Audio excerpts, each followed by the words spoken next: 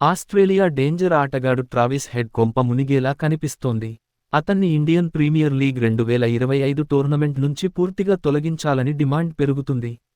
150 కోట్ల భారత ప్రజలను ఆస్ట్రేలియా ఆటగాడు ట్రావిస్ హెడ్ అవమానించాడని సోషల్ మీడియాలో వార్తలు విపరీతంగా వస్తున్నాయి. అయితే సన్ రైజర్స్ హైదరాబాద్ జట్టులో ట్రావిస్ హెడ్ ఉన్నాడు. అయితే ఇండియాను అవమానించినందుకు గాను హైదరాబాద్ జట్టు నుంచి ట్రావిస్ హెడ్ను తొలగించాలని ఫ్యాన్స్ డిమాండ్ చేస్తున్నారు. అంతేకాదు హెచ్ ఓనర్ కావ్యపాపకు వార్నింగ్ కూడా ఇస్తున్నారు కొంతమంది అభిమానులు. వెంటనే హైదరాబాద్ జట్టు నుంచి ట్రావిస్ హెడ్ను తొలగించాలని, లేకపోతే ఊరుకునేది లేదని కొంతమంది హెచ్చరికలు కూడా జారీ చేస్తున్నారు.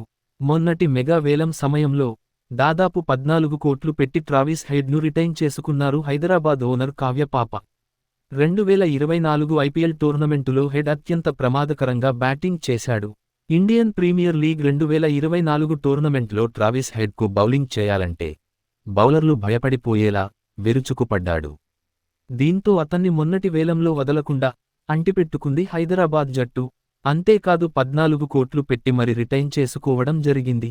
మొన్నటి బాక్సింగ్ టెస్ట్లో ఆస్ట్రేలియా ఆటగాడు ట్రావిస్ హెడ్ సెలబ్రేషన్స్ అసభ్యకరంగా మారిన సంగతి తెలిసిందే. Team India wicket keeper Rishabh Pant wicket తీసిన తర్వాత గ్రౌండ్లో రచ్చ చేశాడు.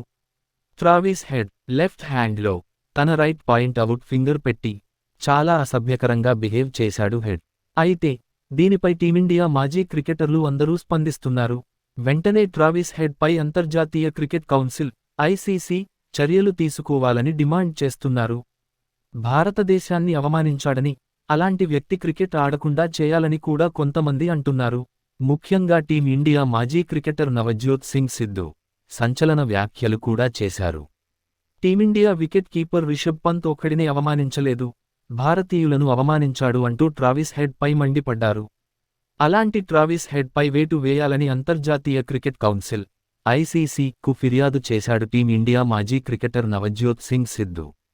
ఇక ఇప్పుడు హైదరాబాద్ జట్టు నుంచే ట్రావిస్ హెడ్ను తొలగించాలని డిమాండ్ వస్తోంది.